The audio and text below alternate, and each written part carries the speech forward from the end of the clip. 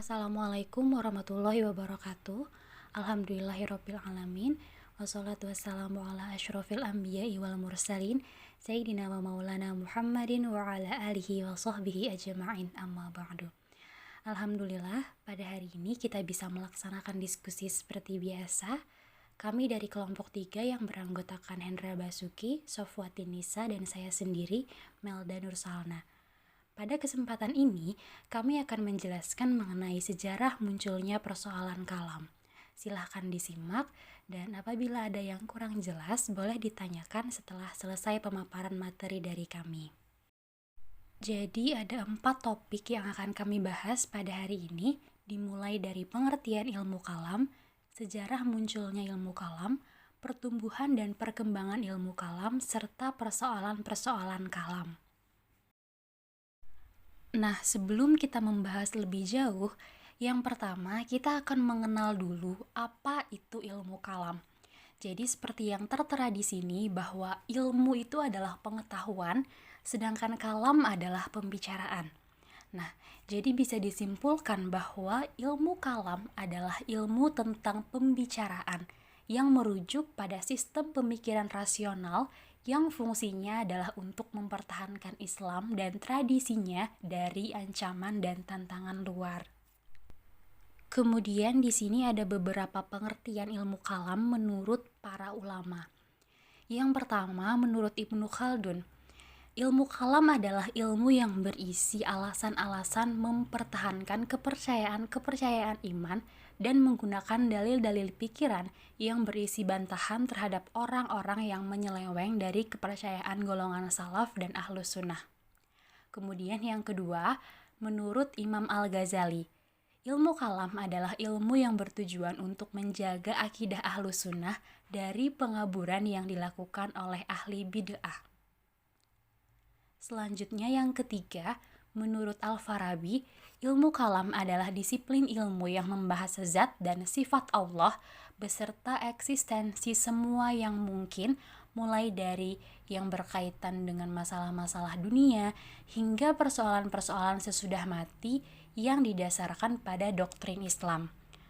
Nah, selanjutnya menurut Mustafa Abdur Razik, ilmu kalam adalah ilmu yang berkaitan dengan akidah keimanan yang dibangun di atas argumentasi-argumentasi rasional.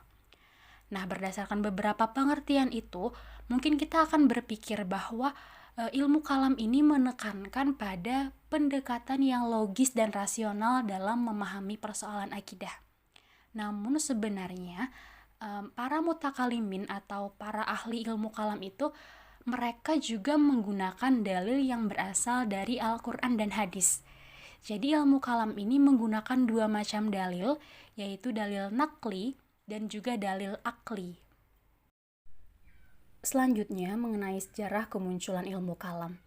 Nah, menurut saya ini adalah salah satu topik yang sangat menarik untuk dibahas, di mana menurut pakar sejarah, pada masa kekhalifahan Utsman bin Affan, beliau banyak mengangkat keluarganya yang berasal dari Bani Umayyah untuk menduduki jabatan penting. Sehingga pada saat itu muncullah kekecewaan dari masyarakat dan terjadilah perpecahan. Yang mana perpecahan ini mencapai klimaksnya pada masa kekhalifahan Ali bin Abi Thalib, yaitu setelah Khalifah Utsman terbunuh oleh pemberontak. Dan kemudian Ali bin Abi Thalib diangkat sebagai khalifah oleh kaum muslimin di Madinah. Nah, pada saat itu muncullah isu-isu yang mengatakan bahwa Khalifah Ali tidak mau mengusut lebih lanjut mengenai siapa pembunuh Utsman. Namun sebenarnya hal ini tidak benar, karena Khalifah Ali itu hanya menunggu keadaan stabil dan beliau juga telah mempertimbangkan dengan beberapa pertimbangan untuk tidak langsung mengusut dan membunuh atau menghukum si pemberontak yang telah membunuh Utsman bin Affan. Kemudian hal ini menyebabkan terjadinya perang saudara yang kita kenal dengan perang Jamal, yaitu penyerangan Talhah, Zubair dan Aisyah terhadap Khalifah Ali. Mereka menyerang Khalifah Ali bin Abi Thalib karena ingin mengusut lebih lanjut dan menghukum para pembunuh Utsman. Namun, perang ini dimenangkan oleh pihak Ali bin Abi Thalib. Nah, selain itu, kebijakan Ali bin Abi Thalib untuk mengganti para pejabat yang kurang cakap, yang dulunya mereka itu dipilih oleh Utsman bin Affan, mengakibatkan timbulnya perlawanan dari gubernur Damaskus, yaitu Muawiyah bin Abu Sufyan, yang didukung oleh sejumlah mantan pejabat tinggi yang merasa kehilangan kedudukan dan kejayaan mereka. Kemudian pertempuran ini kita kenal dengan Perang Siffin, di mana ketika perang ini hampir dimenangkan oleh pihak Ali bin Abi Thalib, maka pihak Muawiyah mengikatkan Al-Quran pada ujung tombak yang merupakan tanda perdamaian. Dan diterimalah perdamaian itu oleh Khalifah Ali.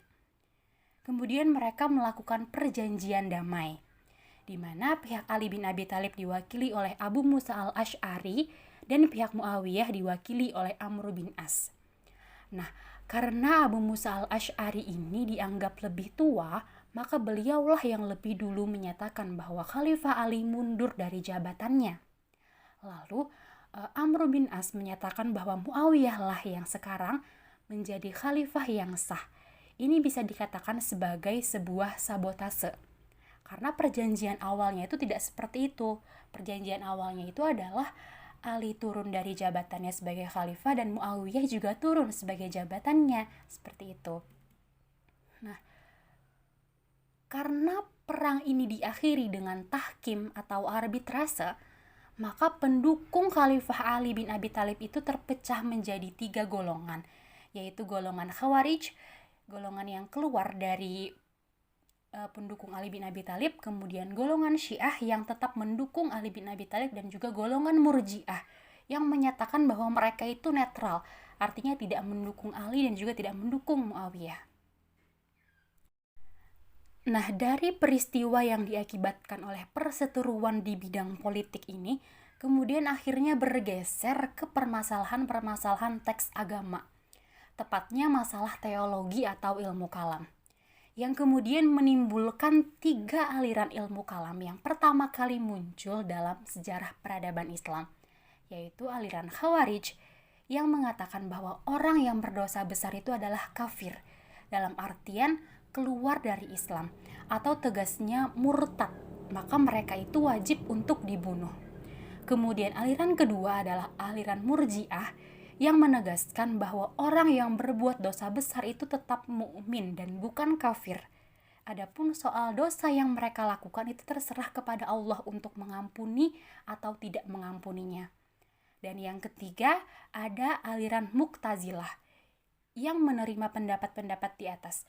Bagi mereka, orang yang berdosa besar itu bukan orang kafir, tetapi juga bukan orang mukmin. Orang yang serupa ini mengambil posisi di antara kedua posisi antara mukmin dan kafir, yang dalam bahasa Arab kemudian dikenal dengan istilah al-manzilah bainal al-manzilatain, atau posisi di antara 2 posisi. Kemudian juga ada faktor-faktor yang mempengaruhi pertumbuhan aliran ilmu kalam. Yang pertama ada faktor internal dan yang kedua ada faktor eksternal. Nah, di dalam faktor internal ini, yang pertama ada dorongan dan pemahaman terhadap Al-Quran, kemudian penyerapan hadis yang berbeda, persoalan politik, kemudian adanya kepentingan kelompok atau golongan, kemudian ingkar terhadap ajaran agama, adanya pemahaman yang berbeda, serta hidup mewah. Sedangkan faktor eksternal atau yang berasal dari luar, yaitu banyaknya orang yang memeluk Islam setelah kota Mekah ditaklukkan, kemudian kelompok-kelompok Islam yang ingin membela Islam, kemudian yang ketiga ada faktor dari filsafat Yunani.